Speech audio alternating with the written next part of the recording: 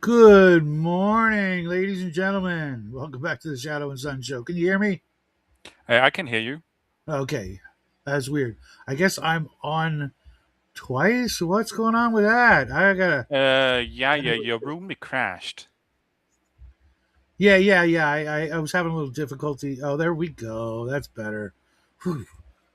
My shadow was taking over the show. So how you doing this morning, man? I'm doing pretty great. It's just a hot day before we get a thunderstorm, the usual in the summer. Yeah. Nice. I hope we get one as well, but we probably won't because high desert and in a valley and Yeah. all that nonsense. So, what's new, man? Uh, Not a lot other than well, the blood pressure medication is helping a little bit. We will see if it, what do you call it, helps enough after 2 weeks. Now As you for look game, chipper, so that's a good thing. oh, that's more because there's also some stomach issues, but I don't want to talk too much about that. That's fair. That's fair. We haven't actually gotten to the old man section of the show. We're Yeah. still at the how you doing. Any plans for the weekend, or are you already there? Well, it is weekend since it's like 6 p.m. here, but on a Friday. But other than Oh, the okay. like my game with my players later today and then Sunday, it's basically just do some chores, mostly just getting more of the curtains up. Breaking news here in Batshit Bomb. Sorry about that. Trying to turn off my tablet, and it decided to do something goofy. Um, yeah. I let's see what have I got? I got nothing going on tonight except cooking burgers. Tomorrow night's regular show. No Saturday game. Sunday regular game. Working on my map for the current world I'm working on, the espionage fantasy campaign, and I know it's going to look primitive. It's on hex paper with colored pencils and ink stamps and all that crap. But you know what? Uh, for me, the process of doing it uh, allows me to like I'm formulating the world. If I put a city here, I'm thinking about that city Yeah. and a lot about that city. Quickly. Uh, you know, cliff notes, if you will, as opposed to just dropping assets on a computer generated map. And those maps, while sometimes I'll be honest, they look amazing, but they're too amazing. You know what I mean? They're just too video gamey or too perfect. Oh yeah. And like Tolkien's map of Middle Earth, it's really cleaned up. But and it's also very simple. But if you showed me like a computer gen version of that, I'd be like, I mean, I'm Tolkien's map impressed. is also more like a trail map, just on a map much larger scale than an actual navigational map. Hmm. Yeah, So and and, that's and probably the issue that they look too clean because of course you can cheat with hexes and that's totally fine. But mhm. the location should probably be look like estimation as opposed to accurate, Yeah, yeah, measurement. And then you and also need to know, but that's more like a further map thing is you need to decide whether your map is designed from a sailor's perspective or a caravanner's perspective mhm. because it changes a lot from there. Yeah, it does. Uh, and I tend to do them from like an eagle rider's perspective, straight down. But the mountains are sideways because that's the way the stamps are. But I really like those stamps, man. Um, I could probably, draw half that well at least. Um, Yeah. but like the little forest stamp and the tower stamp and the houses and all the little things that came with those sets, they're just they're just like that's how I see it. You know, that's just how I see uh, the map that the players should look like. Yeah. If that makes any sense. Mr. And it does. Bloodworth, how are you doing? How's it going? Great. Running a little bit behind. I literally forgot to make the stream thing this morning, and I had Oh, 3 minutes to do it. And if you've ever made one of these, you know how you get to the part with the thumbnail where you import the thumbnail. yeah. Every time I do that, it's like we had a little trouble. Try again. Sometimes I got to try like 6 times to get a thumbnail to Yes, stick. but thumbnails for me through Restream almost never work. You have to go in there and empty your cookies and your cache and your, I've never done all of that. that stuff in order And for your it bank to go in. account. And it's like I don't bother with it on Restream. I just when I look on my YouTube, that's where I change it on YouTube. It's a lot easier to do it Yeah, that way. I've been having that problem too. But this morning, God was smiling down on me. He's like, "Oh, you got 3 minutes to make this live stream, thing. I'll let it go through the first time." I was like, Yeah. "Oh my goodness, thank you, God!" And then doing the things and posting the Yeah. link and everything. I don't worry I so much totally about forgot to do it. yeah, I I don't have a worry about the regular thumbnails. schedule. I have like a regular schedule when I do that. I run in, I have my breakfast. I wake up, make my breakfast, do the things you got to do in the morning, and then about like a half hour before the show, I do that. And I got sidetracked with something. I don't remember what. Oh, changing water for the water machine, going out to get the bottle and all that, and then playing with the dog, and then I come up here and I go, hey, wait a minute. Oh, that's Thursday's show. I can't. And I got lucky, and sometimes you know uh, even the losers get lucky sometime. Isn't that what Tom Petty taught us? Yeah. So But yeah, also with YouTube, like when I make a show in the morning, I'll take a picture first, before I record the video, and then when I, try to upload the video, I use that photograph. But a lot of mhm. times it's like, okay, yeah, we'll use that photo, and then when I upload it, it's got some weird picture of me doing like some, Yeah, just well, that's just usually with awesome Shorts. looking. Shorts does that all the time. It's like Shorts I randomly chooses, and you can't change the thing on the short once it's posted. I I So don't even I've get learned that when shorts. I do Shorts, because I do quite a bit of Shorts. I know.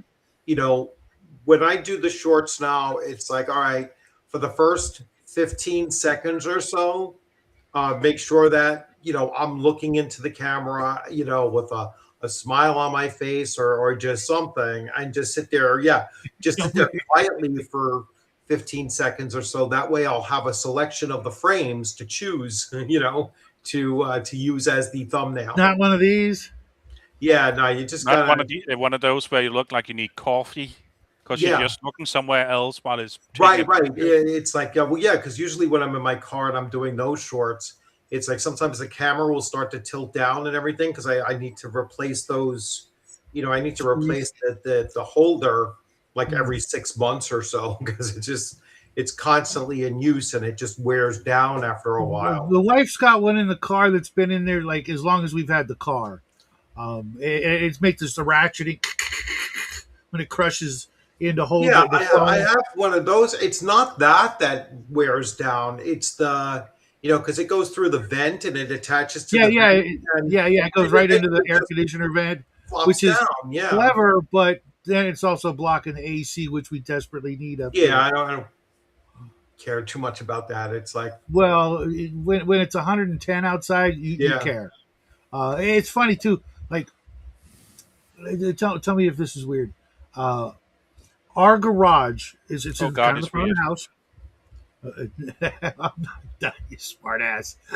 Okay, like if I leave the garage door down, right? Mhm. It's hotter in the garage than it is in the rest of the house and outside.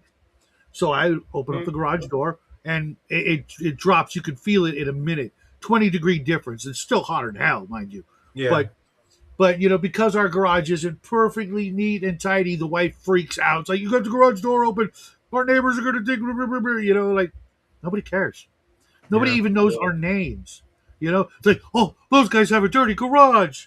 And it's not that bad. It's nicely neat and organized with stuff piled or on shelves or whatever. We've got this area where we got a bunch of stuff we're going to donate to Goodwill or whatever. We just haven't done it. I'm like, well, go take the shit to Goodwill. You know, Yeah. she's got this one coworker who drops her off, and he's like one of us. He's just giving her shit, just like, if anything he can do just to get at her, just like poke at her, and she has no sense of humor, so she's just like lets it get to her and get to her and get to her, And I'm like, he's just messing with you. He doesn't care. We've been to his place. We've gone over to his house, into his garage to feed his dog that has never been bathed, ever. Hmm. Okay, so he's got no room to talk. Actually, the dog passed away, probably because it was carrying around like, 20 years of fleas or some shit. But, she just has no sense of humor, and nobody cares. We've also got neighbors that have like their garage door open just a little bit, which, where I come from, that is code for I'm smoking weed in my garage and I want it to pile out of the garage. Yeah. Okay, and I'm like, you see Why that? does You it see that? smell You like see axe that? in there? What? Why does it smell like axe in there? Right. What's up, squirrel? I haven't seen that stuff in like it must have been like a 10-year span that it like disappeared. Now they brought it back, and I'm like, everybody was happy you were gone. What new formula? Yeah, what? It's not made out of ass and aqua velva. Just So, Bloodworks, how do you prefer your overworld maps? My world maps. Yes, or region maps and so forth. I usually, well, for most of my games, I usually use Greyhawk. For most of my campaigns, and I'll pull those off, whether they're website, I grab those almost all the time. I mean, I have the original Darlene map, and I'll take a picture of that, and I use the ones from now when I'm using like a homebrew. I use the framework, the hex map from Wilderness, Outdoor Wilderness. Yep. The one that they use now for Barrows and Borderlands and for Dragon Slayer and those, that map. The one that the original. So the Outdoor Survival from the Wilderness Survival Guide. Yeah, from Okay. no, not the Wilderness Survival Guide. The Outdoor Survival from like 1971. The box set. The board game. The board game. Mm-hmm. Yeah, because that's what all the old school ones used. Before Right. there was Greyhawk. From White Box. It was literally. It was Yeah. like, if you're going to play White Box, it said you need to buy this other game to play our game. That was hysterical. That's how It was independent three and indie games and, you needed to run. Yeah, Chainmail, you needed White Box, Chainmail, and Wilderness. you needed White Box, and you needed the Wilderness Survival or Outdoor Survival. Box. In any other industry, that would not have worked. You know what I mean? Oh, To run this it was product, you need because it these was two other fledgling. products. It's why OD&D is really it's a war game, disguised as a tabletop role playing game. But it's. I don't even know so much that it was a quote unquote role playing game, as much as it was just like a new kind of like board game adventure game, if you will. It's a skirmish. It's a skirmish. It's a skirmish war game with personified individual characters. That's all. Or custom playing pieces. Mm-hmm. You make your own playing piece, and then you play against the codified monsters and things. That funny little hobby we've got. Yeah. 50, Well, I would years. love, like, now that I'm looking at it, like, I would love to go to Dave Con, because Dave Con in 2028 is going to have, because Dave Con always has David Wesley there running Braunstein, and then it's also going to have in 2028 Rob Kuntz is going. And I think that's his first appearance at a at an American convention in God knows how long, decades probably. So he's going to come all the way from Italy to there, because that's where he is. Hey, speaking of internationals, have you heard from Kelly lately? No, Okay. not for a Every while. every once in a while, I because I'm on his server, I'll see messages and stuff, and occasionally he invites me to a game, and I'm like, yeah, really, yeah. No, I haven't really heard from him in a while. I kept on assuming that he was always going back and forth between Florida and Spain. I think that was the case. Yeah, Not 100% on that one, but so I'm fairly certain he's probably back in Spain. he was Uh, definitely an interesting fella. yeah, Just haven't heard from him in a while. yeah, It'll be good to get Allen back on the team. yeah. He finally got back to me. He was like, "Oh, it just like totally slipped his mind and everything." He had a lot going on, and he says, "I just, he says I just forgot that it was that day." Well, I hope he'll be back, on Tuesday.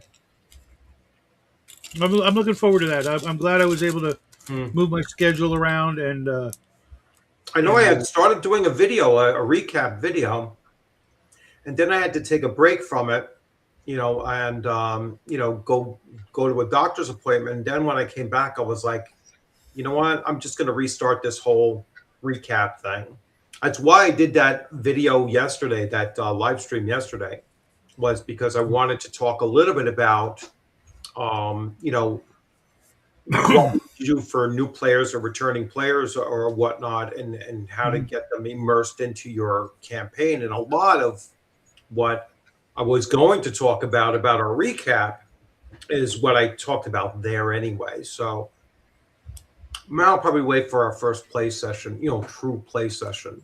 And oh then no, we had some fun. I yeah, mentioned it at the beginning of the week. We some of us were in rare form, yeah, Um, well, one of the things that I really liked about what I did with the rogue character, was that when he had asked that question of of other the other thief sitting in the bar about the assassination, and the thief was like, don't bring it up. It's and the impression that I got from you know from Theodore?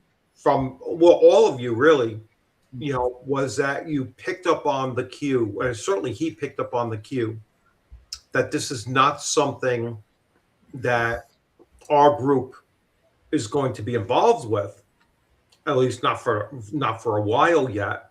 And to me, that was an important thing to have organically happen. Was because I want, and I mentioned it during that live stream.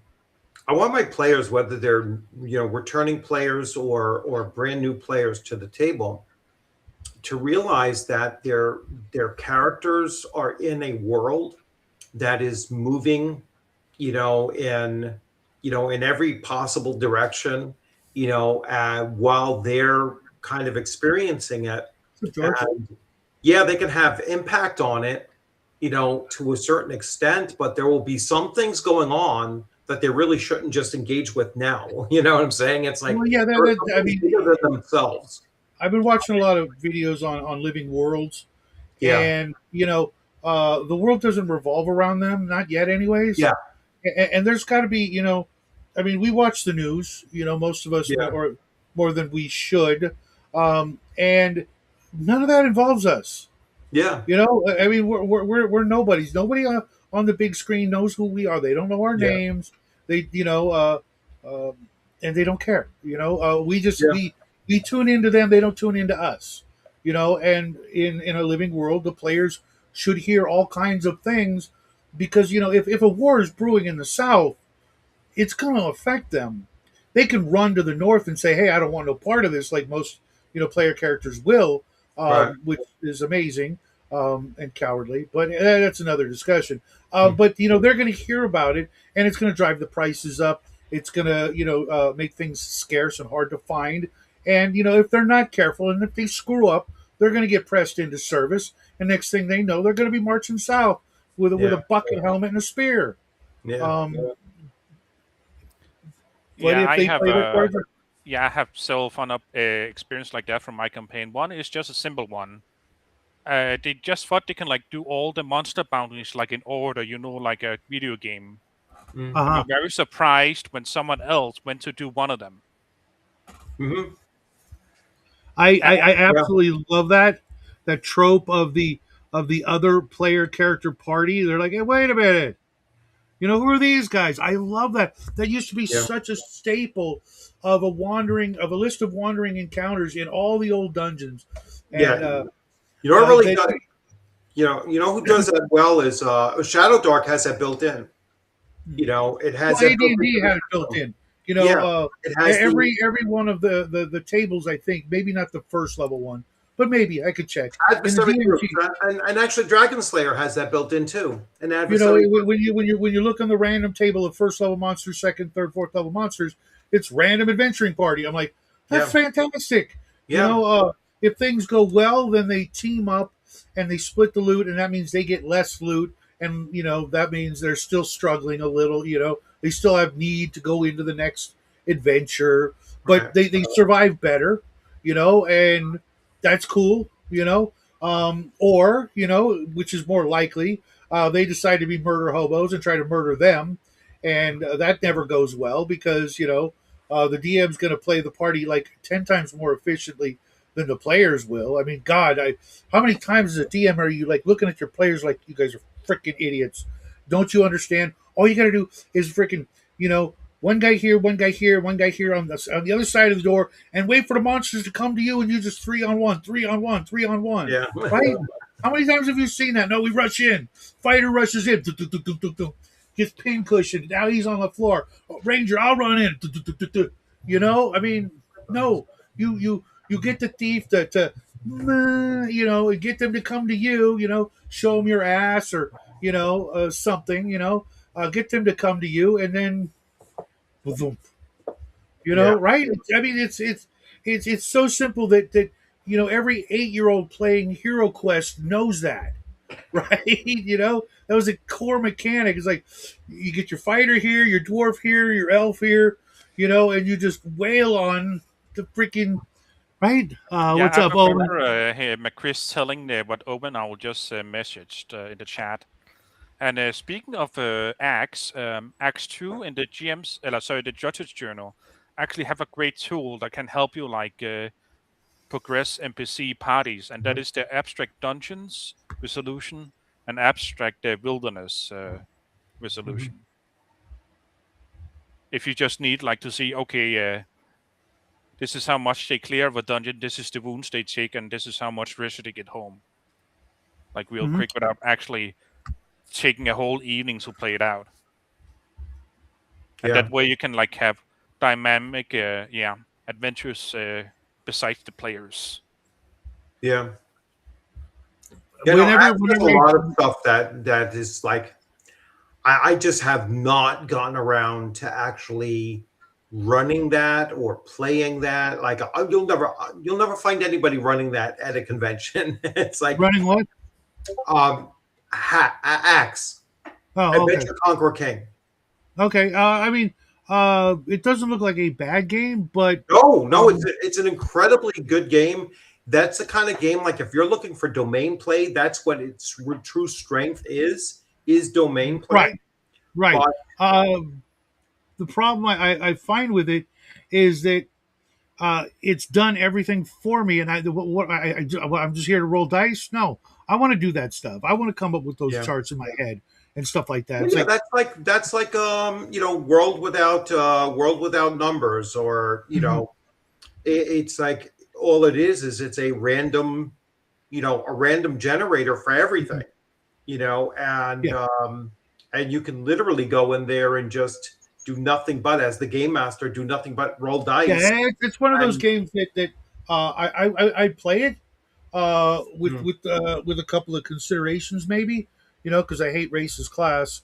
Um, but you know, that's why I'm doing the world building and some of the videos I'm doing, because it's like, okay, what's the lure? Just getting to play? Is that supposed to be the draw?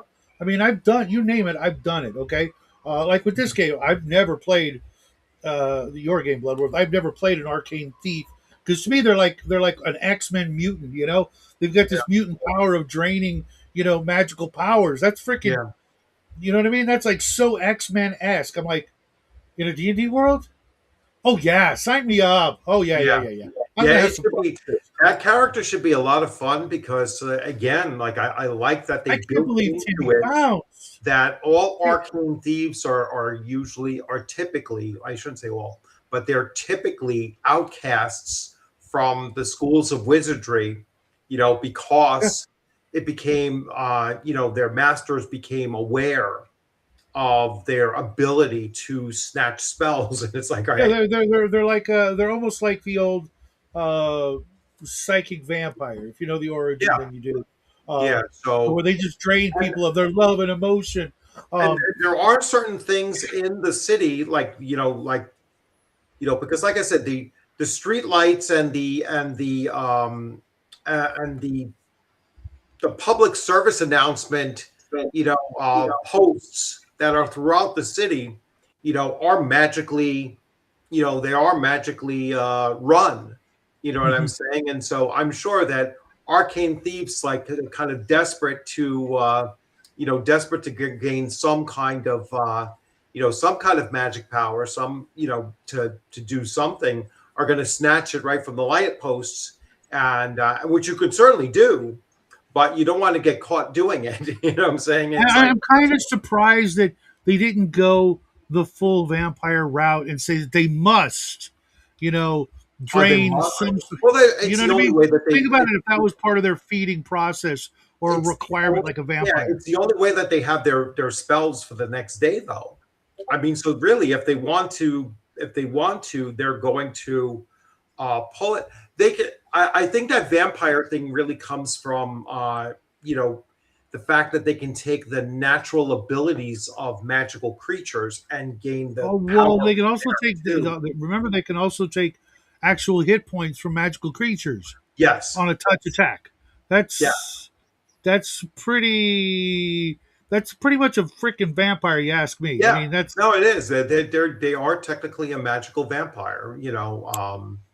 So I like it. I like it. It's as interesting as when some game systems have utilize blood magic, like Venture Satanis in Chalt and Mhm, in Crimson Dragon Slayer. I mhm, mean, they literally have blood. It's literally blood magic. mhm, In other mhm, words, they steal the hit points and convert that to magic ability, for casting, mhm. and they can drain themselves of hit points to generate to generate spell casting as well. You know So what be That it's like, cool? sounds. Oh, Go do you ahead. know what be cool about that in a modern fantasy setting? Have a bunch of roided up bodybuilders and help them make sure that blood isn't too thick. yeah. So, Nice. yeah, but I mean, it has it's a really cool, concept to keep in mind. It's why I changed the nature of some of the undead, like undead that particularly feed. They regenerate their hit points by doing that. You know what Yeah, I'm that should have saying? always been the case. I have never Huh? understood why that would not be the case. So much so that early on in my life, as a youngster, um, reading about vampires specifically, Mhm. I always wondered, it's like, they were drained by a vampire, or unless they were the first vampire, right? They were drained by some vampire that turned them into this thing, right? Couldn't they, or wouldn't they be in search of enough blood to reverse and finally satiate the hunger and cure the disease? Wouldn't there maybe some way, in some weird way, you know, uh, be it possible for a vampire to gain their humanity back? Like if they had a room full of like 25 victims and they drained them all, would that cure them? What's the number, or is it literally a never-ending number? Which It's a clearly it is. never-ending thing because it's not a disease. It's a curse. It's a Yeah, curse. it's a curse. Yeah, it's a Right, curse. but as a youngster, I was like thinking, maybe, lycanthropes are a disease.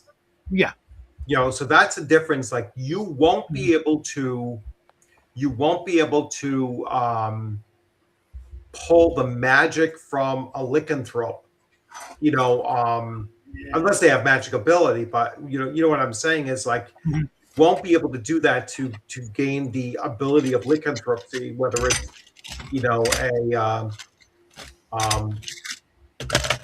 protection from standard weapons or well, I thought it might be interesting to have like at the very least a vampire, right? Who thought, because I mean, wouldn't you? If I drain enough people, yeah, then no, I'll I get it. I get what you're saying. Yeah. so having a vampire, focus on like getting his not just one person, but like I need a room full of like 27 and a half people, and that'll be the cure. You know what I mean? And instead of draining them at all, he's just got them chained up in cells under his castle or whatever. And when he gets to the right number, some lucky number or some weird magic number that he read about in a book somewhere, and then on that night he'll be able to cure himself. And just how tragic that would be, to find out that after his horrific blood orgy, he's still a freaking vampire. Maybe even worse or more powerful or even more hungry now. Now he's got to feed like even more because, well, when you eat like a giant meal, you overeat, you kind of get a little bit hungrier from that point on, right? Or at least that's what I've heard. Hey, Upgrade. And I also, now we're talking about it, had another idea for an evil spell stealer. And one that is really obsessed with beauty, who like targets nymphs and other beautiful creatures. Well, okay. And I don't mean like so like a hag trying to get her beauty back. Well, a hag or just like a very vain person. Okay. Because I figure Someone like a from spell thief, Hollywood. just like a player class or something like that.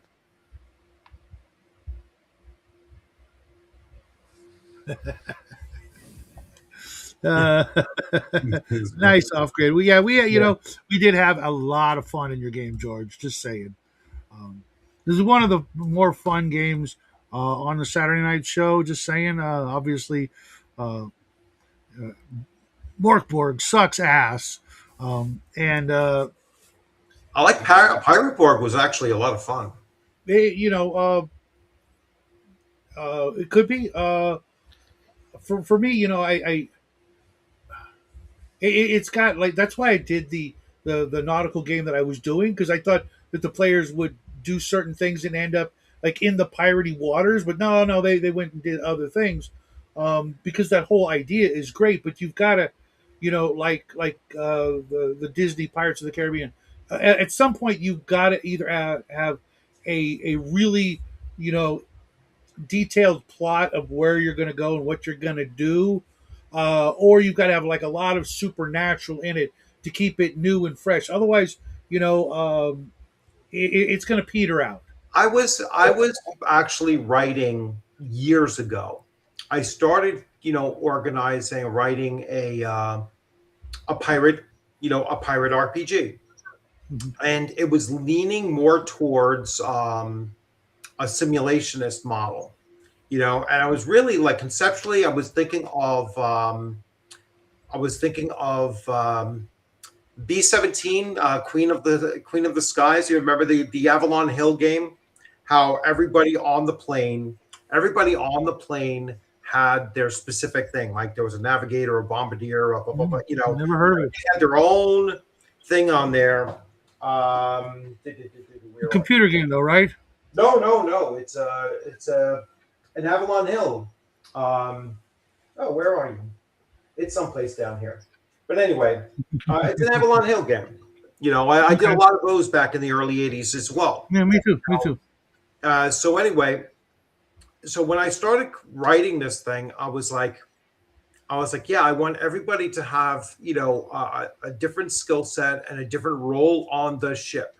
Mhm. And the ship becomes the dungeon, right? So basically you're living your whole time on that ship, or if you're not on that ship, you're either on shore and there's a whole different element of gameplay, dealt with there. Almost all of it is geared towards making your ship more effective, Mhm. and then or if you're raiding onto another ship, you're boarding another ship and having that Mhm. whole process. And so I was going along those lines and trying to figure out, how do I make this where it becomes something dynamic like you were talking about, and there was Mhm. just no way to do it. I was like, It's very hard it's like for it's like you have to choose, is it going to be simulationist or is it going to be high action fantasy? You can't it's got to have go it be both fantasy. things at once. My Sunday D&D game is going on its third or fourth year, I forget. And the only reason there's very little in the way of land, but every island is like a new adventure. It's very Yeah. much like if you ever read Voyage of the Dawn Treader from the Narnia Chronicles. It's like book 4, and it's Mm. just one island to the next, and each one has its own little ecosystem and little Is situation. that the one where one of the cousins get turned into a dragon because he I steals don't his remember. treasure? It's so long. I read it when I was like 17, Ah, yeah. and I haven't gone back to it. I should. I just I recently probably bought read it when I was like 7. So Okay, we were probably like reading it at the same time. Then I get your joke. Um, Yeah. When was the what book was were you talking about? that it's got to be, it's got to have so much, so many different things going on for it to have any life. For it to have any Yeah. No, longevity. no, I'm saying You what book were you talking about? Voyage of the Dawn Treader. Oh, I'm not familiar with that. It's one of the Chronicle. It's the fourth book of the Narnia series. Oh, okay. C.S. Lewis. I'm surprised how many people never read that series. I never When read it it either. comes to most people fantasy. have only like read the second book or watched the second book. The first book is actually pretty great, even if it's a little slow. But that's because, yeah, it starts everything up. Hmm.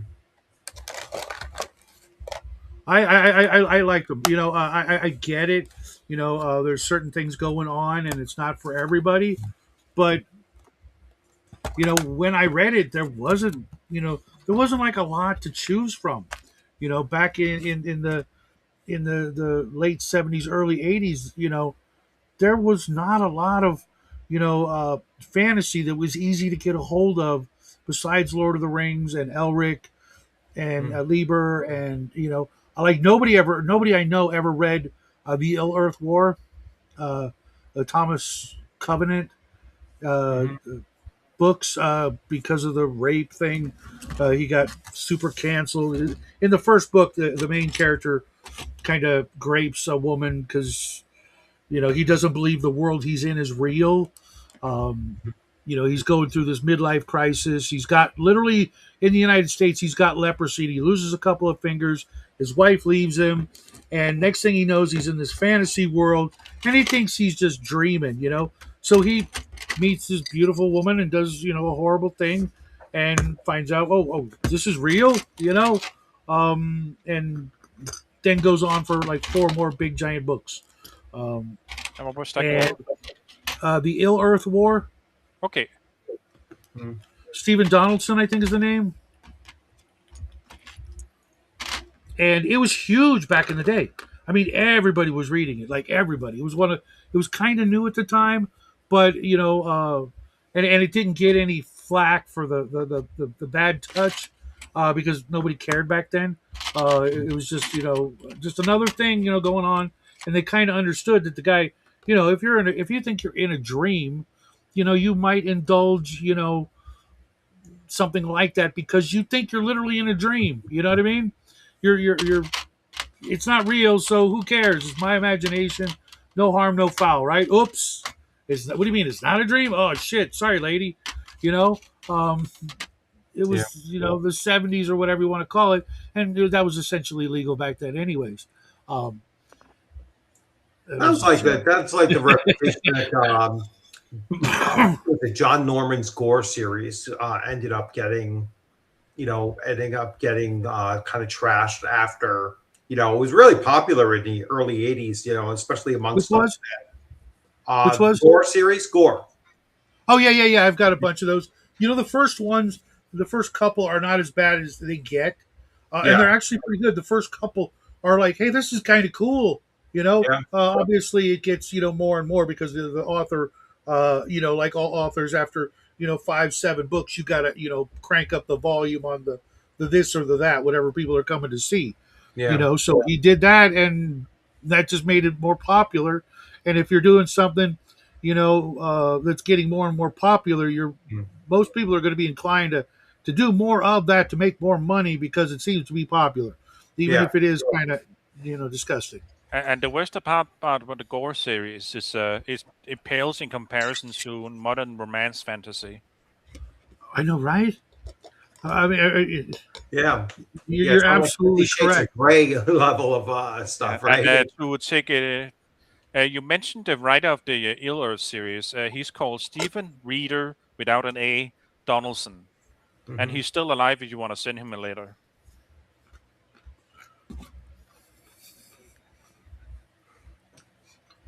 Yeah. Nice So, touch. I'll actually finish reading his books before I go that far, but you know, um, there wasn't that much, So I read, Narnia, and there was some things I could take. I'm not a big fan of, There's only like one or two exceptions of the portal fantasy, where some character leaves Earth to go to some fantasy world. That's just too on the nose. You know what I mean? right. For being a lifelong D&D player, it's just like, yeah, sure, it would be awesome, but you know what? It's never happened. It's never gonna happen. So I'm just gonna be okay with the fact that I know this is all make believe instead of like I'm gonna write a story. But no, that's like the cringiest. You know what I mean? Of Yeah. all the kinds of fantasy, in my opinion. I know a lot of people love Harry Potter, but that's what that is. It's the poor orphan or whatever Yeah. gets to go to Willy Wonka land. Yeah, he probably died, and this is his afterlife. We're gonna get to the end of the Harry Potter series and find out Harry's in a coma in a bed. He's been in there, since page one. You know, it's just like, oh, I just That's like the movie Brazil, right? It's like Brazil. Yeah. He's lobotomized or being lobotomized, and he's the whole movie was his whole Mhm. escape kind of thing was And people all. wonder why I hate that movie because I That didn't know movie's that a that great was going movie. on until the That last movie's a minute. great movie. I'll tell you a story about that movie when we're not on camera. Yeah. But I can just accept the facts. Yes, Mm. I'm a big dork playing big dorky games, Mm. make believe at this age. Yeah, but you know what? My blood pressure is pretty good, and it's Yeah. probably because of this. Considering what I had for breakfast and have on a regular basis, and my daily habits, I'm lucky to be alive, and I'm gonna chalk it up to the fact that I've got a really nice outlet, a really good group of friends, and a really nice hobby that keeps me busy and fulfilled, and no stress and all that kind of crap, as opposed to deluding myself into thinking that um, it's anything other than that. All right. Oh, I have another doctor's appointment to run to in a few minutes. So Remember to bring an apple. yeah, I have to go. For some reason, they need my blood type. I was like, my blood type's on my medical records. They need a blood typing test or something. I was like, that They makes want to me. make sure you didn't switch blood types. Yeah, I was like, what are you talking about? It was like my blood type. I was like, I have my blood type right here on my military ID, on the back of my military ID. I was like, if you want to grab my dog tags, it has it there too. And they're like, no, for some reason, like your medical records don't have your blood type on them. I was like, I'm telling you what it is right now. You know, Maybe your blood type's type O, and they thought it was Oh, it's zero, so they positive. erased it. My blood type is B positive. they just want to verify. It's just another test. They want a test done. So Sounds like they just want some more of your money. yeah, well, that's what it is. It's just more of my money. So I'm going to be away for a little bit, and then when I get back later on, um, I'll see. I have a bunch of videos in the queue. I have Todd from Blackwall Games coming on Sunday evening, and so I want to get at least the first, talking about dropship here. This game system was a lot of fun to play. That's what convinced me to buy it. I was like, wow, this was, great convention game, really well run. And the game system is just, I was like, wow, I really like the rules mechanics is primarily on a D12 system. And I like when they use a different dice mechanic. What's the basic premise, real quick, before you head out? It's just like it's like Mothership, it's like Alien, it's sci-fi, more like geared towards like militaristic kind of thing, so really like Aliens, but the second I mean movie. you can pretty much tell from the cover, like its theme, its concept of it and everything. Okay. But yeah, really well put together. And so I was like, all right, cool, I got to get that out of the way and do that. I tried to run my first session of BX last night, so but only like 3 of the 4 players showed up, and I was hoping to pick up any more. So if anybody is, anybody out there is, free on Thursday nights, this is just for a very limited, I'm running them through B2. And once B2 is done, then we're going to either take a break or we're going to shift over to the Isle of Dread. And then once that's done, then we're done. I'm just running them through BX, so basic and expert, and then it's done. And then I'll cycle it and pick up a new group of players. I really liked Isle of Dread. That was a really I've really I never played it. If I'm recalling correctly, I don't think I've ever played it, and I never ran it. So for me, it's going to be the first time experiencing it. I got to get back to talking about Shadow Sun. So I just got this, and this is going to be a new. Hey, don't they owe me some money? Who owes That what? book. That book. What'd you call it? What? What's the book called? Shadow Sun. Yeah, they owe me some money. Yeah, they owe you some money? Yeah, royalties, man. Yeah. Copyright infringement, something. So I picked this up recently, and then I was like, oh crap, he's coming out with a new Kickstarter where it's going to add about 50 pages to this thing. So I was like, well, at least I got this. I have a, I can just read up on it a little bit before I bring them back onto the channel and talk about the Kickstarter when that launches. Then, I have another game system. I won't talk about it now, but I know that you had a little falling out with its creator, so I won't mention that one right now, but I do have to start covering that as well because he's going to be on the channel in about 2 weeks. So it was a game system that you ran, Shadow. Yeah, I know which one.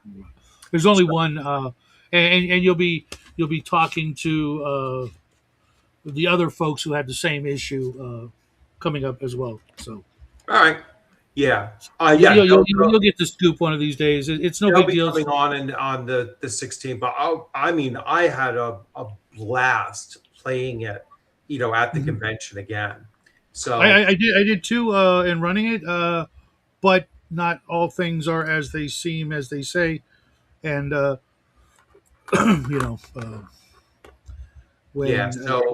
when I got to make a choice, when it comes to loyalty and things like that, I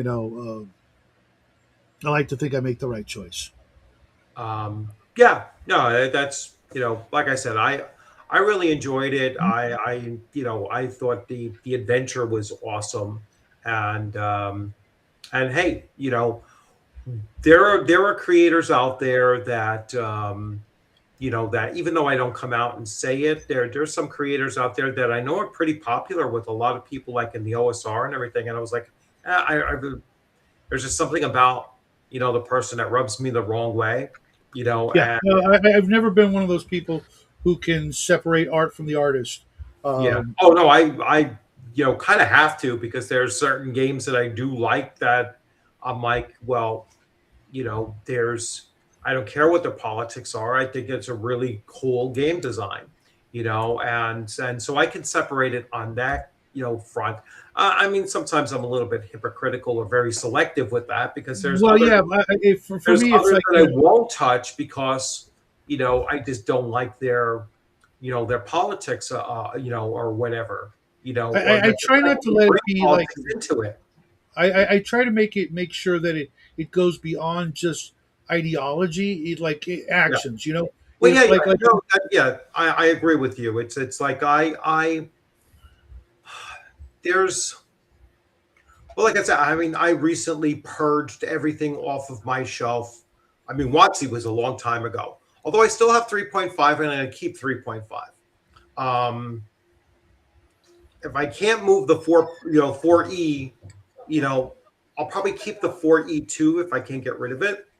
But 3.5 I'm keeping because it's connected to a lot of OSR out there. And I wanted uh, just like the framework of where they got their ideas from in some cases.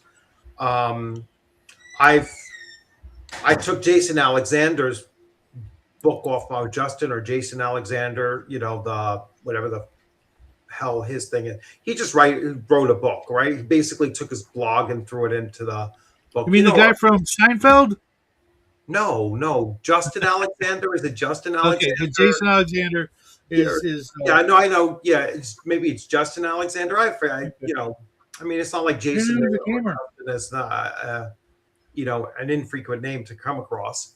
Mm-hmm. But No, it's probably very yeah, common. I took it off my shelf. I was like, I'll donate that or whatever. Yeah, Justin Um, Alexander, he's an unfortunate person where I think it's just the area he grew up in, because he doesn't look like, how should you say, your typical Redditor or leftist.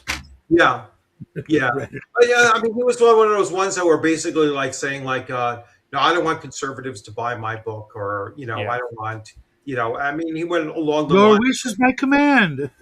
Yeah, it was like, okay, I'll take your shit off of my shelf, and Which is unfortunately because Magical Kitty saved the day. Yes, it is a very focused game, but George it's a good Costanza, children's thank you. game.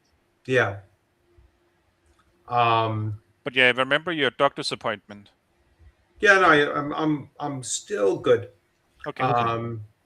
Yeah, Another 2 or 3 minutes. I removed for me, everything I come from across. I removed everything from Grim Jim. I just couldn't take his constant pro Marxist, really pro communist kind of bent on everything, and it was like, I just can't deal Yeah, with it yeah. anymore. You know? There's another guy out there that not even going to mention the Trash Panda's name, because those kind of Oh people yeah, no, live. he's not. Yeah, I know who you're talking about too. And then there's one that's very popular with a lot of people in the OSR, and he just rubs me the wrong way, and I won't have it, and they praise him for I, either his takes on the OSR or his thing. He's brought up often, and it's like, there's just nothing. it's weird. I get like massive pushback when it comes to people in Hollywood and music.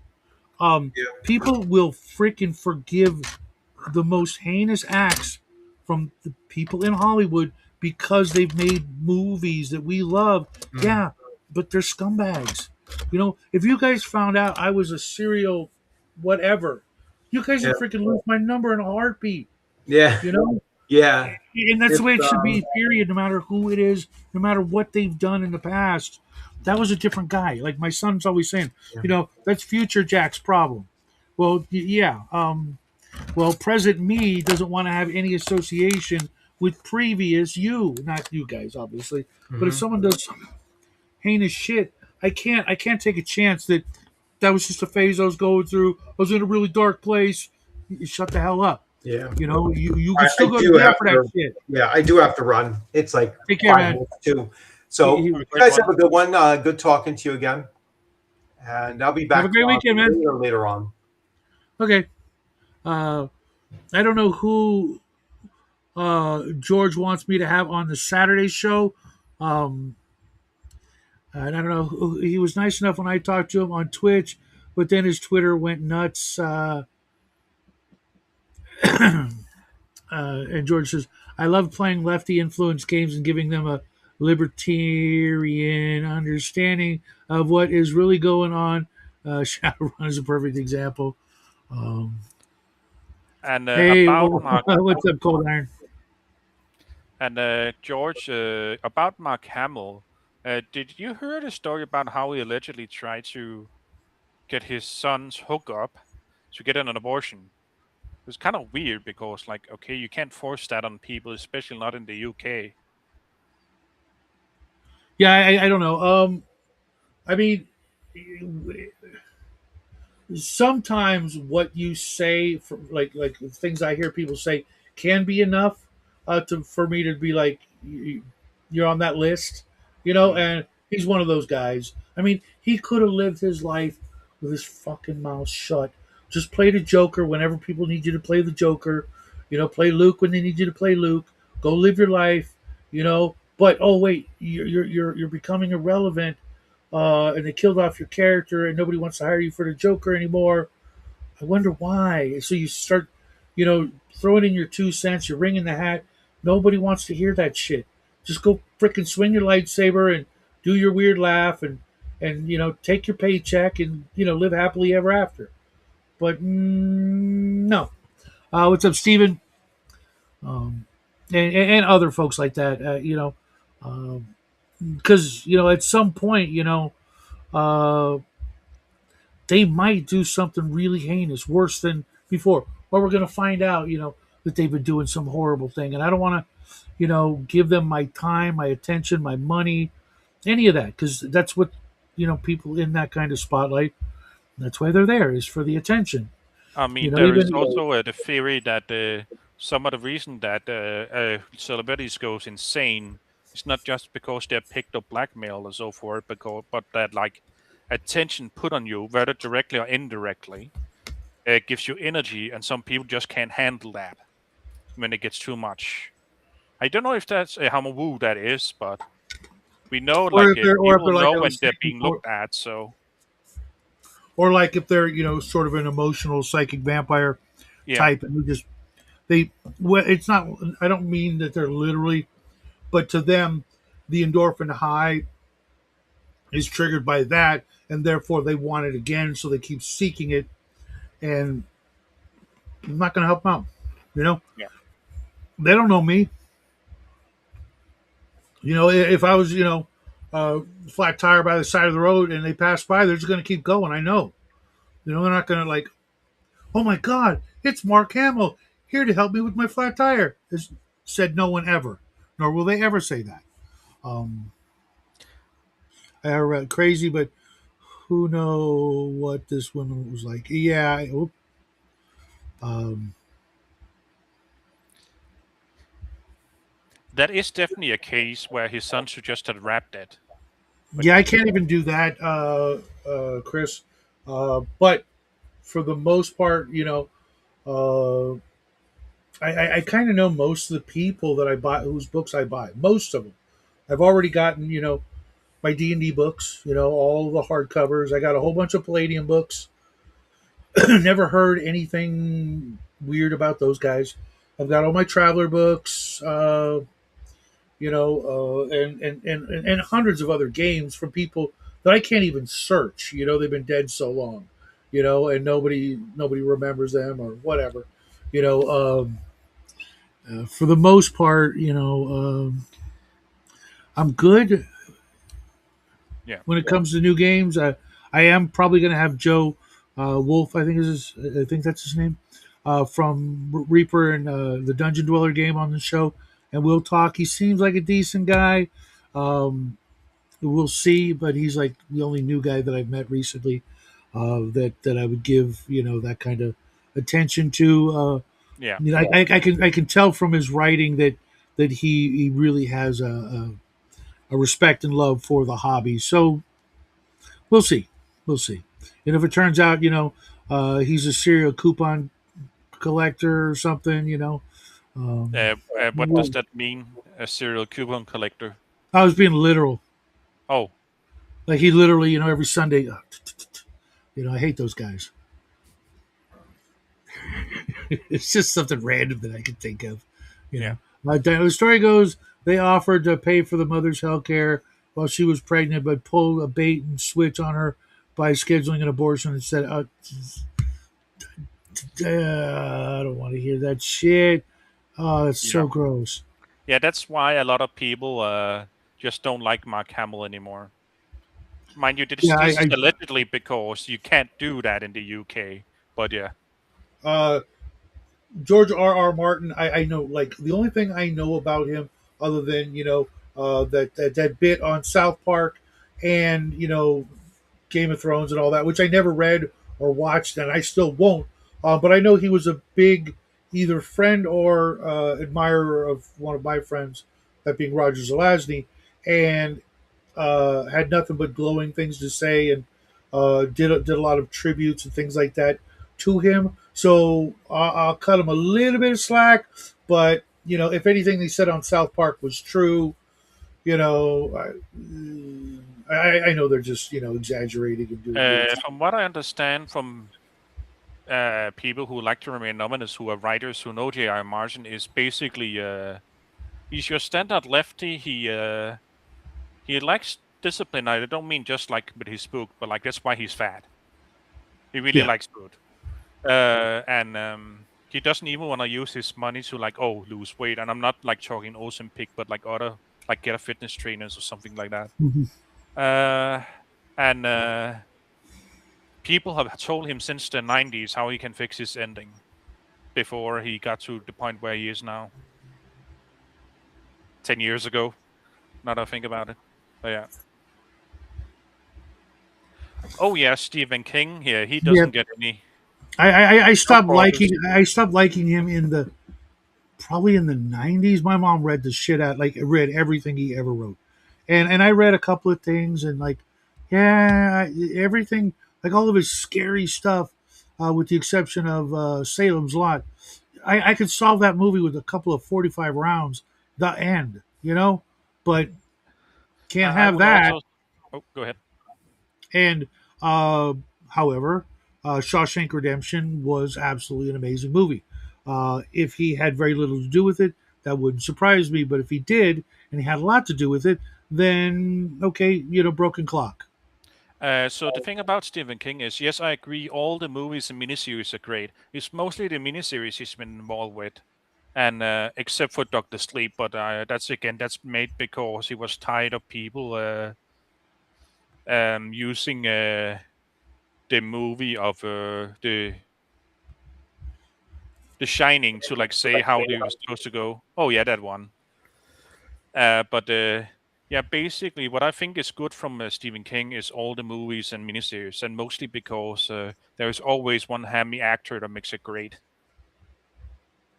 I did watch it and The Stand, and maybe I know I watched Salem's Lot, but I don't remember any part of it, uh, except the window scene with the vampire. Otherwise, most of the stuff, Maximum Overdrive and Silver Bullet. Again, all you need is a bullet, and you can solve the problem. Yeah, Um, Maximum and, Overdrive was and, like and really yes, I weird, and totally that's agree. was one of the one he directed. And yes, he does give off some creepy vibes, and I'm like, if anybody ever told me that I did that, like gave off those vibes, uh, I would do something about that instantly. I would like completely change as many things about my appearance, I guess, or my mannerisms or anything like that, uh, as quick as I could, Yeah, But just like, you I know, mean, you also had to realize you're very self-aware without being anxious. As far as I understand it, I can't like Yeah, really. I've got a functioning mirror, and I'm looking at my freaking ugly mug right here, and I got some issues, but yeah, never have I ever wanted to do that. Besides the fact that I grew up trying to prevent those things from happening to other folks, and doing what little I could to help bring those people back home where they belong. So I can only imagine, uh, the just awfulness of those situations. So I cannot never be part of those situations, and the people that are part of those situations, um, they need the wood chipper feet first. That's it. Cujo, right? I know. Shut up, down boy. Right? I mean, I get it. From the perspective of someone who hates the pew pews. The last thing you can do is solve the problem with the pew pew. But Oh yeah, maximum overdrive would have been terrifying today, especially with everything has a chip in it. uh And I agree with you there, Chris. Yeah. yeah, it looked interesting, and everybody said, "Oh, you'd love it, you'd love it, you'd love it." I'm like, yeah, but I don't want to. I don't want to love something that guy did. I don't want to go. Oh, I'm sorry, dude. You're redeemable. No, you seem like an ass. Just on half the shit I've heard, you seem like an ass. You seem like a guy. If we were in the same line at the ATM or something, um, I'd probably have to say something. Like, oh, you're that guy. Hey, everybody thinks you're a PDF. What? Yeah, dude, you should do something about that. Maybe get a haircut, new glasses. I don't know, grow a beard. Look like a man. Not like a freaking lesbian freaking school teacher.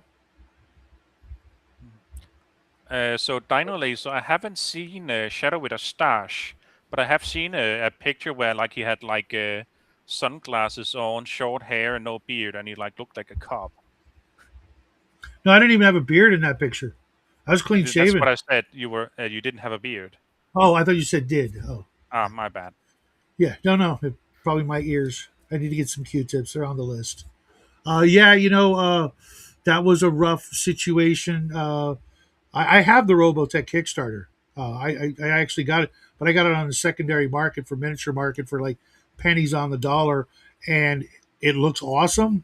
But all the pieces are like this big. I got to glue together to make a Robotech Veritech that's going to be this big. There's like 50 pieces. I'm like, yeah, I love putting models together, but I like to be able to touch the plastic and not have to use micro tweezers to, you know. I want to wait a minute. What?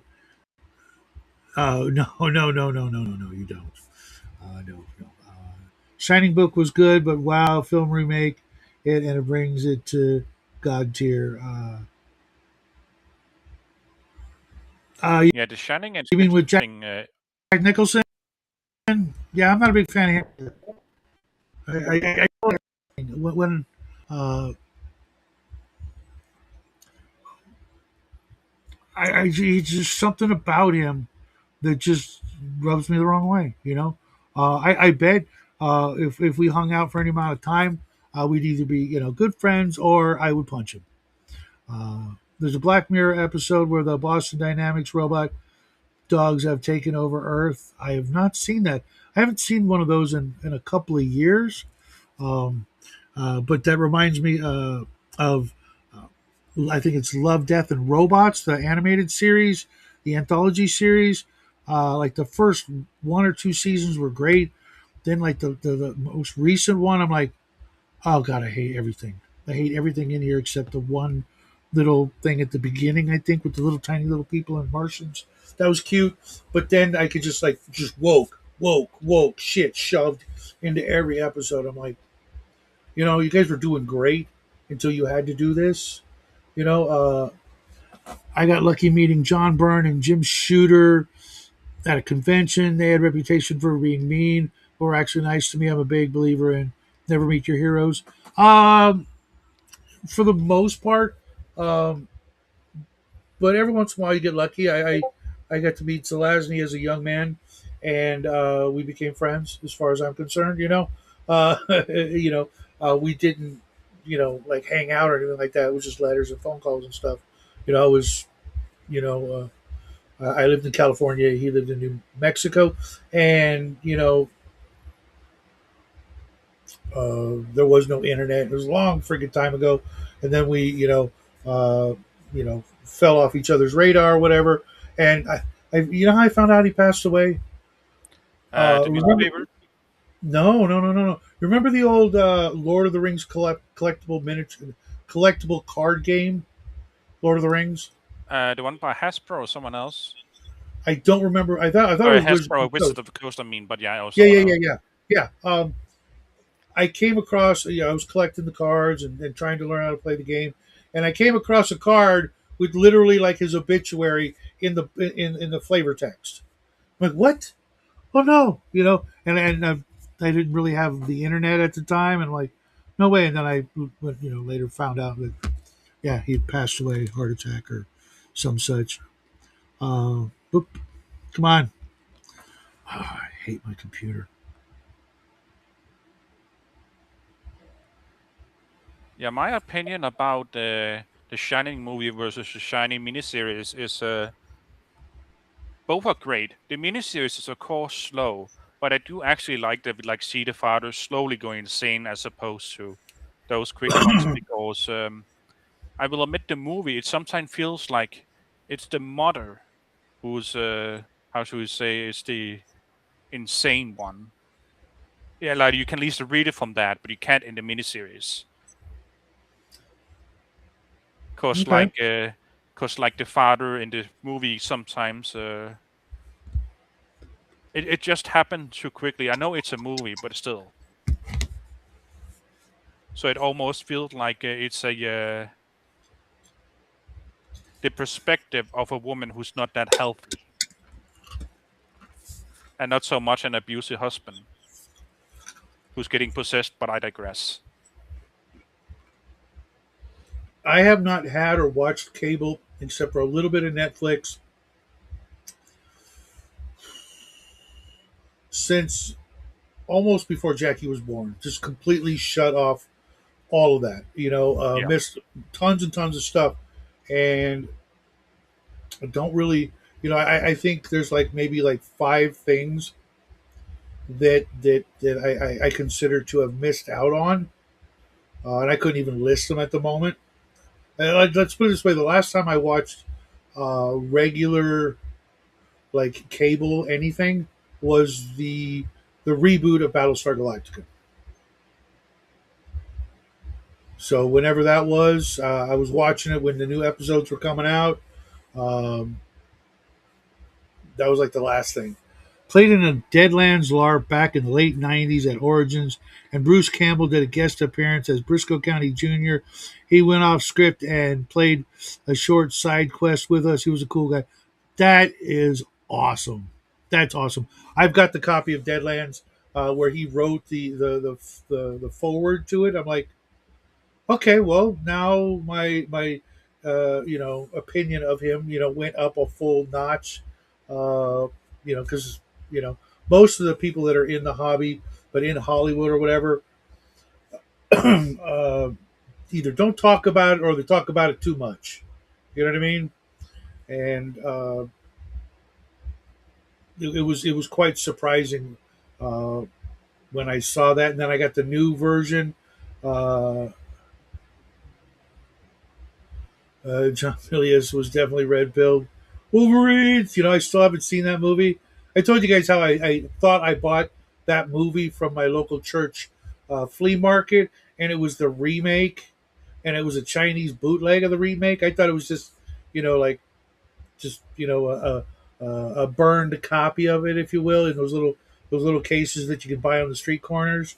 You know, but I didn't even look close enough to realize that I didn't know any of the actors on the front. I'm like, hey, who are these people? Oh, oh, this ain't the original. Oh well, I just I immediately, without even watching it, tossed it in the trash. Like, At well, there's least 50 cents I'll never get back. what do you call it? It wasn't the child's movie, a family movie Jack Frost, mistaken for the horror movie Jack Frost. Because that happens because they were like released similar time and Mm-hmm. both had a possessed snowman.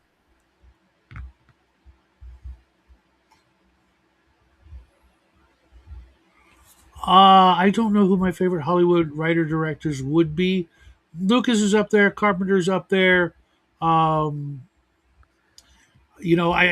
I hate to say this because I know I'm going to regret it.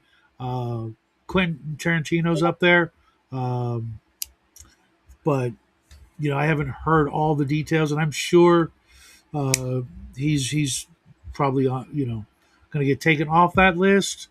But I enjoyed the hell out of a lot of his movies. Yeah, my opinion, Carpenter, he's great, but I also believe the conspiracy theory that what do you call it? He was part of this psychological experiment to see how horror movies would affect Americans negatively before they started the war on terror. That's a Because he long way to go for a punchline. that wasn't the punchline. Okay, I because was being I was serious. trying not That to laugh. is a theory I can see. That like he Mhm, got all the funding and so forth to see how people react to mhm. horror and so forth before they started the 24 hours news media and the war on terror and so forth. Mhm.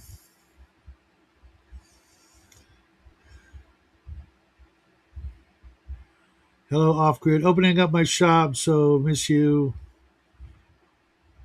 Get a room, you two. Yeah, I once I find out certain things, you can't, how do you justify it? It's like Arnold, everybody loves Oh yeah. him, everybody loved him, but it's like it's not like uh honestly, it's not uh the maid. It's not the screw your freedom. Those are cherries on the top of my dislike, souffle that he's I mean, created for Arnold is himself. also like the type of person where like he's always been a shithead. It's just that people didn't listen to the people who are doing bodybuilding with him, and actors usually don't tell on each other. It's funny you say that because it was when I saw uh, uh, Pumping Iron, and the way he was so completely like just really just completely on a lacking self awareness of how creepy he came across in that. I realized it was early part of his career. Was it the I know that coming scene? Okay. it's like, dude, that is the creepiest thing I have ever heard. I will never, ever, ever go into a gym ever again because I assume everybody like you is like that. You know what I mean? It's like, Honestly, I think he did it to get under people's skin because you can see like a certain smile on him once yeah, he I delivered the saw, first line. I literally saw raging Tess, not Tess, uh, uh, uh, staring, uh, uh, excitement barely under control. Just like if there were no cameras there, he probably would have yanked it out and started yanking on it. You know what I mean? He was just like unhinged, freaking one track kind of mind. Just when it came to that scene and everything else, just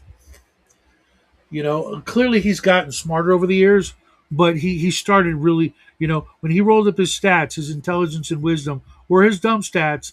And over the years, because he got to middle age, he got that +1, and he learned how to act and learned how to hide the fact that he is,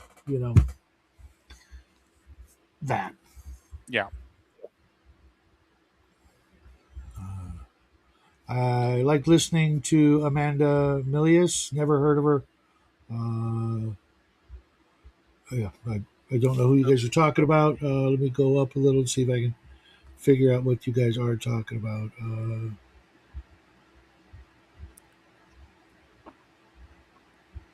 Who is this guy you're talking about?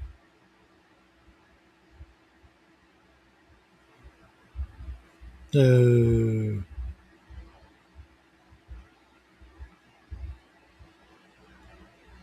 Let's see. yeah, I had a similar autograph experience with Chris Claremont from the X Men, or among other things. Uh, I I kept letting people go ahead of me in line because I knew I wanted like an extra minute, to get my stuff autographed because I had uh,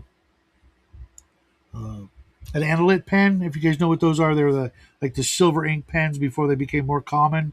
It's like this really bright silver ink. And when I got up to him, I'm like, "Here, can you use this pen?" He's like, "Yeah, sure, no problem." He opens it up, like, "No, no, no, no. Can you do it on the front cover?" He's like, "Really? Nobody ever wants it on the front cover." I'm like, "Well, I'm going to frame it. I want to see it. I want to see this, blah blah blah." And I got to talk to him for a few minutes. He was like, kind of cool because nobody ever, they always want the autograph on the inside cover to like lessen the decrease of the value. But in Yeah, my opinion, it's like this it's mine. has now become something I'll never get rid of. I've Yeah, got two X-Men comic books, The Death of the Phoenix and a number one. And it's like this is where I got started reading the X-Men and been reading. But you know, I went back to issue 101 uh, and read everything up to that point and a little further, but then they got all weird, and now it's just yeah. X-Men like really. It's bad. Yeah, it was really at the time from like I said, like issue 101 on to a certain point, it was really the most gripping story in the comic book world that I could find when it came to like real issues and real people or characters who seemed real and had like real issues and problems and dynamics, and interactions and things like that. And so for me, it was a big change from like Spider-Man and the Avengers and Batman, where it was completely unrealistic. yeah. Speaking of characters, Shadow, do you like making character? Not specifically like for tabletop RPGs, but like in general, like for writing or something else. Oh, absolutely. Uh, again, it's one of the it's one of the best parts of being a DM because you know while we're not getting paid for it, I used to, but for the most part nobody's getting paid for it. But you get to do a whole bunch of things as a GM and as a player that are very fun, rewarding, whatever you want to call it. Playing and creating these weirdos that are gonna be your NPCs. Uh, that's like some of the best part of these games is as a player you play this one character over and over and over again and you Yeah, develop them. When you're playing an NPC, you've got to you're making a bit character. They're going to come in for a minute, do their thing, and leave, and you've got to really be good at it or work hard to make someone memorable and not just another here's your quest, yeah, uh, you know, two-dimensional cardboard cutout from a video game. You've got to really work hard and think about it, or just be really good at just ad libbing or what I call channeling somebody else. I know a lot of people like Bear. He uses memories of real and imagined people yeah, uh, from his experiences in life, and you can tell that he's like, oh, he's playing that guy, or that gal, from some previous experience. I do the same thing, but for the most part, it's I try to do amalgamations more than like a single guy. Like I had this one bad guy, and uh, he was an amalgamation of uh, Gene Hackman and uh, what was the other guy? Oh God, I can't even Christopher remember. Walken. What? Christopher Walken. No, I wish. No, no, more like. Oh, oh, oh, oh, oh. Sting as he played Fade Rutha Ah, from Dune, just like kind of over the wait, is that top. the guy who like gets naked in his ego or something like that, and like in a He's the guy Paul Atreides fights at the end. yeah. Yeah, and Eastman Laird, like peanut butter and chocolate, they certainly captured lightning in a bottle. Yeah, absolutely. I've got some of those somewhere. I got to pull those out because they're probably worth freaking Yeah, peanut our butter and house, chocolate definitely go together. right? That's Yeah. like one of my go tos in the middle of the night. I have this awful habit. I'll wake up. It'd be like 2 or 3 o'clock in the morning. I'll wake up and I'll like, why am I eating freaking celery and peanut butter? All right, time to go back to bed. Um, So but yeah, like, yeah, I try to, it was a big thing in the comic book industry for a while, like during the '90s, early 2000s. Of what if Superman and Batman were the same guy?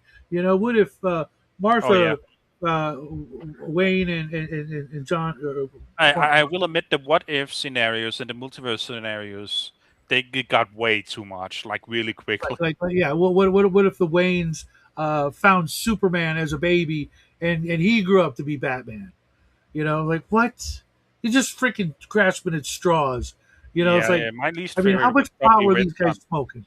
You know, um, or what if Batman existed in the world of Sherlock Holmes? Like, well, I don't know. You tell me. It better be good because I bought it and I don't remember it. Like Batman So by Gaslight or something. It's makes like sense. you know. Everyone wants a gaslight, what you call it, comic. Oh yeah, Shadow. I have a question then concerning characters. Assuming they're not a long-lived species or like some kind of AD&D multi-class thing or dual class, I forgot what it's called. How would someone who mixes what kind of person would someone who mixes magic and martial prowess be?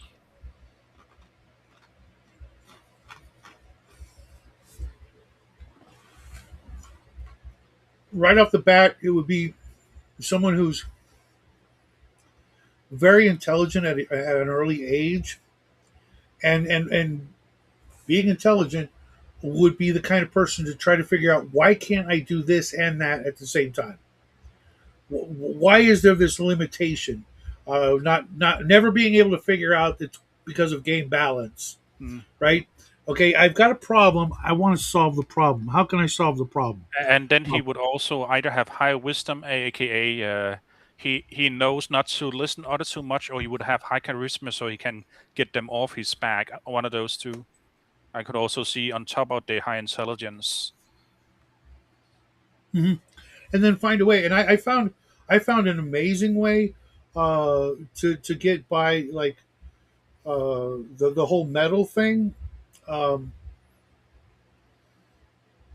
it took the help of a druid who and a couple of carpenters and things like that who would basically make wooden chainmail and then cast ironwood on it and stuff like that.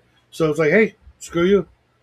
What are you gonna do? It's metal, but it's not metal, so I can cast my spells. Neener, neener, neener. Some because it really is because of game balance. Yeah. Because the elves, in the old books, could wear freaking metal armor and cast spells. So it's a human weakness?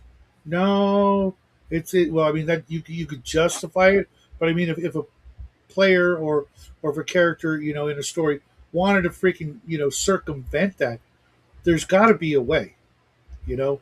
And if there's just like literally no way, then why isn't metal armor the like in Supernatural, with ghosts, they would just grab a fire poker and swing it at the ghost because it's made out of iron and would shoo the ghost away, right? Yeah. So why not wear an armor? Why does the fireball hurt me? It's protection from magic, right? Because if I'm wearing it, magic can't come out of me. So why can magic come in, right? So but what, I got to turn the armor inside out and then I can wear it? It's not that, right? I mean, that's a So little uncomfortable, but I see what you're going for. Yeah, there's got to be some flaw of physics or something. What I gotta like charge it with electricity and reverse the polarity, and now it's like an anti-magnet or it's magnetic, and now it repels magic. There's got to be some scientific principle that would do that, and to be honest, there was this back in the day. Omen knows about this. Um, there was this Dragon Magazine article where you could make up any character you wanted because every ability was a factor that would increase your experience point requirement cost. Yeah, So if you and I wanted a always character, like that system. what? And I always like system like that. Either they cost extra experience, or like if you have a powerful class, you just add 25% more experience. Okay, if the player's willing to pay the price, Yeah, right? Then I'm okay with it. I mean, I can run a game where a character can fly and bullets bounce off their chest and they have X-ray vision. In a world full of normals and other super powered supernatural threats and villains and monsters, etc. But over here in Fantasyland, we can't. We got to have these limitations. We got to have these restrictions for fairness. Okay, you're telling me that in a superhero game there's any such thing as fairness? I mean, just by virtue of you being a superhero, you're unfair to the entire world on a whole new scope and level, right? Uh, that was a 2E option as well. You're right. and But I would before say, that, unless you're literally going by the comic book format, villains in a superhero game shouldn't play fair either. And I don't mean like necessarily they target at civilians or the loved ones, but I mean like in other ways. Mhm, Like imagine like okay, this is one is very mean, but imagine like a villain who's starting targeting your finances and so forth, mhm, because he's evil anyway using whitewash money. So it's not like he is touched by the legal system anyway. mhm. Exactly. So if we can run these kind of games with these kind of crazy, just disregard of fairness and limitations, because my character can freaking teleport and has X-ray vision and can fly at supersonic speeds. You know, if I suddenly say, "Well, I want my character to become a villain now," you know, well, the DM could go, well, "Okay, well, I'm not doing that, and we're not going to play that game anymore because you clearly have completely different ideas." But then that player could go, "Okay, well, I'm going to take this character sheet of mine and I'm going to use them as an NPC in a bunch of my other games. So I'll still get to do what I want to do, just on a different, on the other side, so to speak." Okay, cool. You know, games like Palladium have vastly, mismatched power levels from the characters. They're not all like even for fairness. Okay, and if I go into a game and I'm in a bunch of games where players have like good stats and I've got like fives and sixes, you don't hear me bitching about, oh, Mike's got better stats than me. I want to roll up a new character so I can be better. No, I'll just play them till they die. It's no big deal, you know. But in the fantasy world, especially now, everybody's got to, start out the same and end up the same. Otherwise, what? That Uh, is an unfortunate thing with third edition, that they removed different XP tracks for different uh, classes. no. Because then you couldn't, like I said earlier, like have more powerful classes. Sorry about that. I had to block some loser. Oh yeah, I saw it there. Yeah, I don't gamble, and I'm not going to promote it. You guys want to gamble your life or money away? Be your guest, but I'm not a fan. So like in my D&D worlds, I you know I know that if I made like warcasters or battlecasters, oh, here's a player character class you can play. It's a knight who can cast fireballs in shining armor. A whole bunch of people are going to be like, "Yeah, I want to do that shit." But you know what? There's going to be people who are like, "Yeah, I'm kind of really in the mood to play a thief this time. Is that cool?" Sure. It's we're not all Mr. Plus 10 metal. Freaking super. I got to run the most powerful thing and start killing gods as soon as possible. Bullshit. They want to run this character who's got a personality, who's a in their eyes at least, a unique individual that they want to get in that person's skin and play that character because of whatever reason. It's like, hey, it would be really cool to play, the street urchin, turned hero. I've never done that, so I want to do that. Yeah, but I'm running a game with paladins. I don't care. Can I hang out with the paladins? I'll be there. I'll be there. Their piss bucket boy, whatever. And somehow I'll make good and become some sort of hero, or I'll get killed by orcs, in game 2. Whatever. I just want to try it out. Cool. Good on you. You know, not everybody wants to be the freaking, absolute star of the show all the freaking time, and don't Yeah. mind playing, the B character, or I just mean, another guy on the that's a team. thing I run into a lot in the games I played in. That I'm apparently the only one who doesn't min max, but I make interesting characters, as in they can do a lot. It's Mhm. just that they don't do the max damage or the best card control and so forth, like you would expect. Mhm. And don't forget that min maxing isn't always a bad thing. Oh yeah, If definitely. like, I mean, if you like, I rolled up a character, his highest stat was 6. So I put in charisma. No, it was 7. So I put in charisma. I still made him a fighter. Why? Because that seemed funny and interesting, to play this guy who's like so sub everything. You know what I mean? But at least he was trying to be a nice guy about it. Um, uh, until the moment it's his moment to shine, when you get to that big freaking vault, with dwarven freaking gears and shit, or whatever. Everybody gets their time in the sun. I don't consider any one character in that campaign like, although if there was, it would be Cal's druid, because he is a freaking powerhouse. uh, what It's true. druid could what druids can do Mm. is so underrated. They're like, just in AD&D, the druid was super freaking powerful, and not just outside in the woods.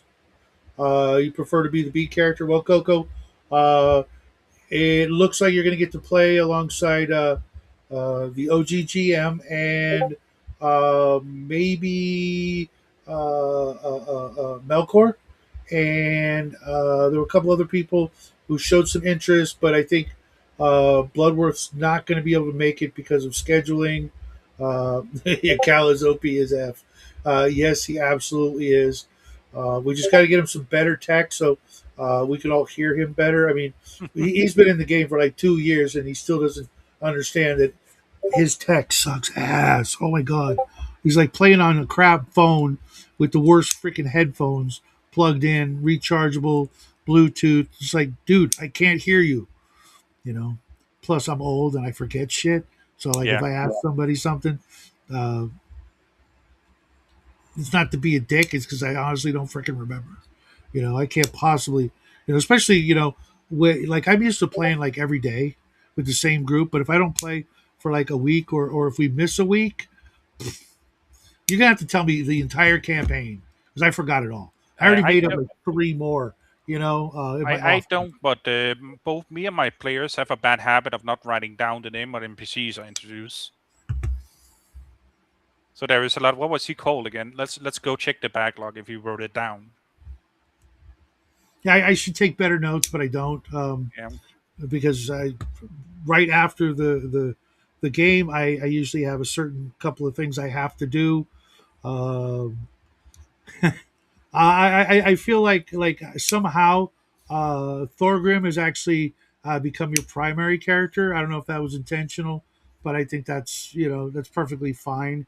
You know, that's the problem when there's like uh, multiple types of the same kind of, like, multiple class, like when you got 2 magic users, or 2 thieves, or 2 clerics. You know, um, one of them's eventually going to be a little bit better, and then without much difficulty, they can become a lot better. You know what I mean? Yeah. It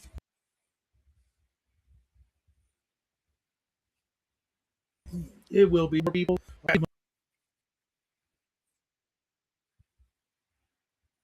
Of You're four cutting out, players. Shadow. The Mission Impossible. What? Oh, you're cutting out Sound the last 30 seconds. No, it's you. like he's like in my new game, the Super Five. You know, in the world,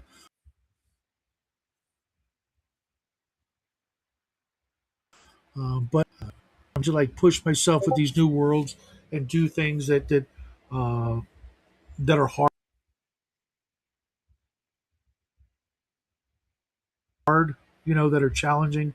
Um, not I don't even like. I think next after that, I'm going to make like a cyberpunk world because I can't stand that either.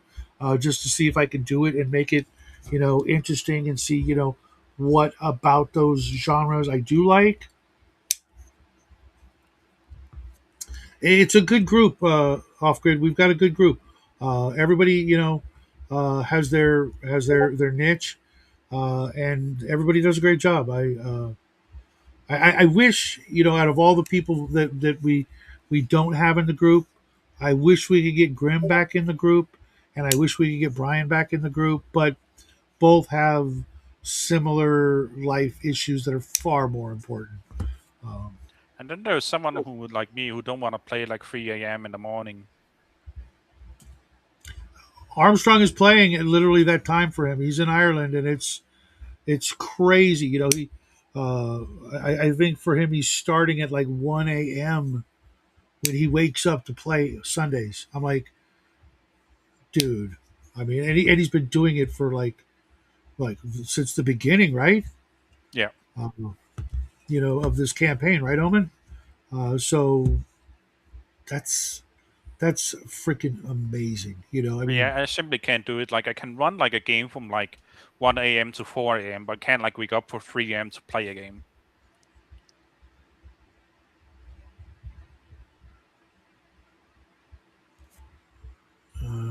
I've been watching my friends fifth edition game. They're eighth level now. Freaking demigods. They lay waste to any of the major. Yeah, that's lame. Yeah, And 5e has some issues with basically they balanced it too much, like with a small group of players versus one monster or like 2 or 3 monsters. But and they balanced it too much about that. So technically, you need more monsters to make it challenging, but then it takes too long. Then you get into like Pathfinder length, what do you call it, rounds. yeah, see, that's I could never get into that. You know, even though I'm a big superhero fan, I like what AD&D does and the way it does it. Um, and even the players that I have in that game right now, there are some things that they have not uh, uh, they've not encountered. Especially in the demons, and they fought a dragon or two.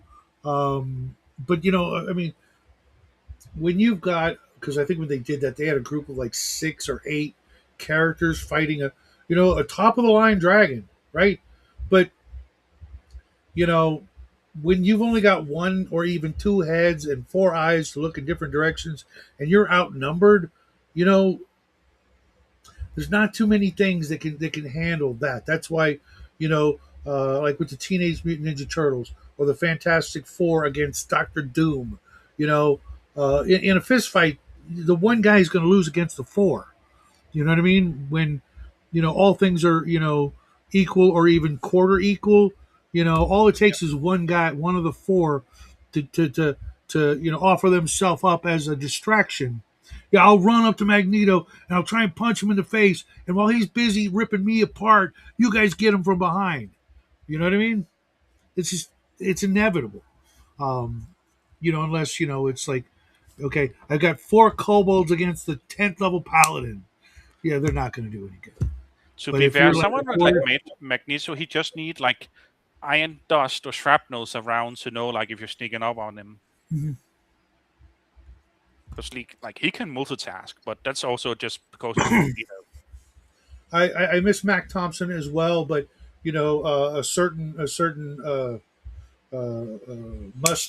mustache man fan really ruined it for him, uh, and a bunch of other people as well, to be honest.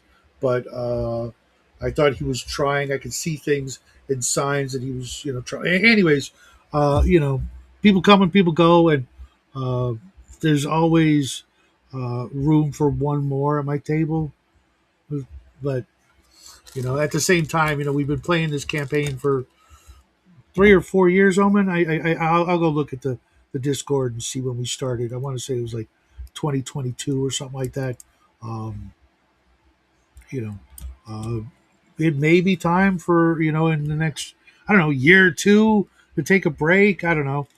It could be sooner, but as long as everybody shows up on Sunday, I'm gonna too. It is kind of a lot of fun when you know each other and the characters and the world and everything, um, as well as you do after that kind of a length. When you're only playing like a 6 month game, or 6 episode or six sessions. There's just it's just not uh, as fulfilling for me. I know a lot of people out there. A lot of people I know, they only like a couple of games and then we'll play something else. A couple games, we'll play something else. Like, Yeah, I'm more been like the person that like having like a long 1 or 2 campaigns, and then like maybe having a slot which we want to do one shots or something like that, or short games. yeah, yeah, that's what I do. Like with the Saturday thing, we'll try something new there, and I'm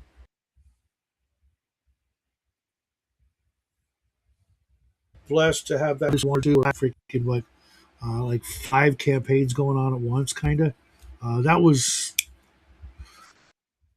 I really had one day off to do that. Not until I, you know,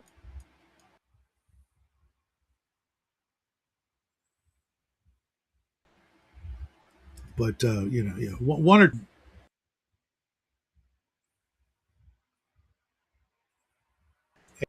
like games, like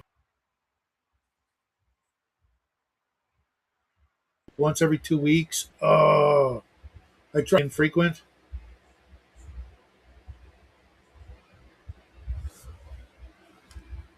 Okay, just checking. I was like, you haven't said anything. Are you there? Oh, first off, I was letting sing off you also chopping a bit, so I was Oh, waiting for you to come back on the camera to make sure. see, I don't see any of that Yeah. on my end. Uh, Normally, I can tell something's going on. Uh, yeah.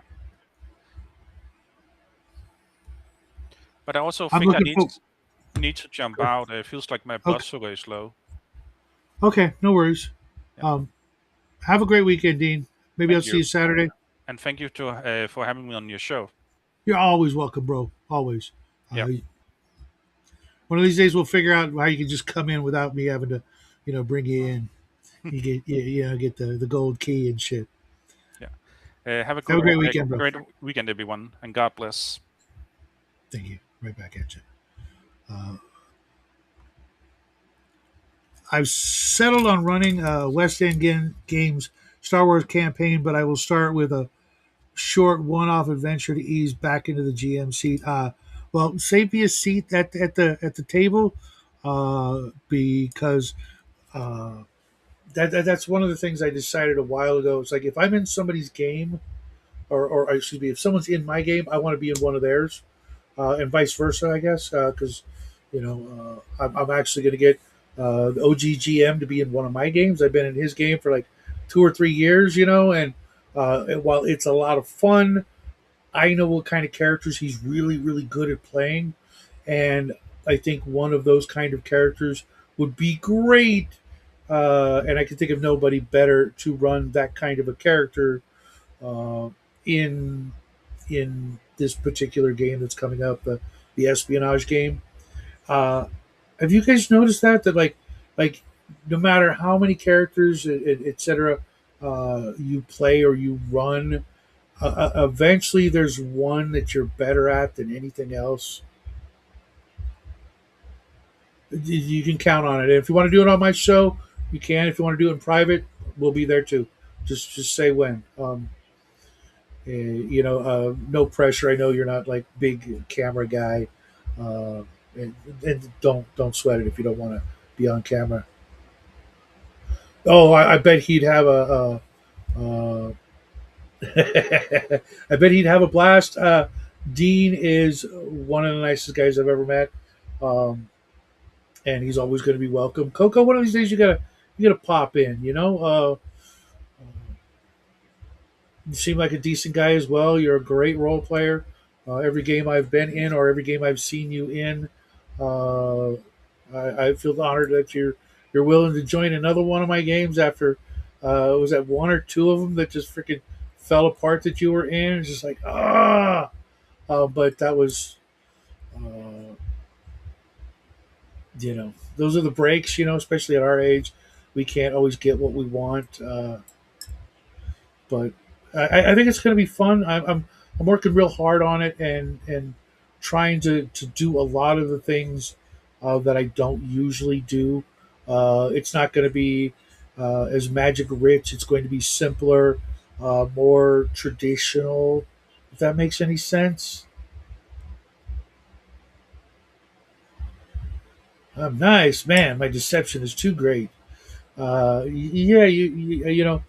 you could be a baby eating serial killer. We'd never guess. Just saying. I'd be willing to bet money that none of those things are true. Uh, More like a serial eating something. I don't know, not baby killer, but you know what I mean. Definitely think you've had your fair share of cereal, which is something. Thanks, Coco. I appreciate that. That actually means a lot. Um, I'm never going to take anything too seriously, and always rooting for the players, but also secretly rooting for my freaking big bad guy who's waiting at the end of the module um, to at least get to come out and play. That's the other thing too. When we role play, or like when I'm a serial killer. There you go. That's kind of what I meant. Um, when you get to play a bad guy, it's one of the best things about getting to play a bad guy is getting to play a bad guy as he dies. The death scene. Oh my god, that's like those are some of the best moments ever. You get to curse you. Whatever it's don't get me wrong. I love and all my big bad guys have a teleport or a trap door or a secret freaking dust. Ninja smoke bomb or something. To get away at least once. I mean, that's literally like a law. Your bad guy has to have at least one escape. If you don't know that by now, sorry to break the news to you, but every bad guy gets one free escape. If not, he's not the bad guy. Just that's how you know. It's like, hey, wait a minute. He died too easily. He must not be the top one. Go through his notes. Look behind that bookshelf. Check behind that painting. Oh, we found his journal. Now we can see who he's taking orders from. Um, because that's just the way it's got to be. I mean, don't you guys agree that's way more fun? It is irritating and annoying and as much of a pisser as it is. I'm right, right? One free escape and max three chances. Yeah. Otherwise, it gets to be two Marvel DC comics. I'm okay with I mean, if the players like on the second time around, don't like don't really make try to make sure that doesn't happen. There might be a second escape, but that's on them, not me. The first time it's like, hey, he's probably going to get away because he's wearing a ring of spell storing, and there's a teleport on it. And if he gets one free segment, he is you know, he's out of there. But second time around, you catch him even half flat footed. You better be on your A game and making sure he does not get away. And if you take him prisoner, well, thank you. Thank you. You made my day. Now I get to play this character even more. But if you kill him, I am ready for a glorious, death scene. And you guys will get your pat on the back as you watch the experience point counter, rack up the bonus XP. I've got to run 2 off grid. We'll see you Saturday, Sunday, whatever. Have a great weekend. Don't work too hard. Um, I'm going to say goodnight, everybody, or good afternoon, because I got some people stuff to do, and I'm expecting a package. So have a great weekend. Love you guys. God bless.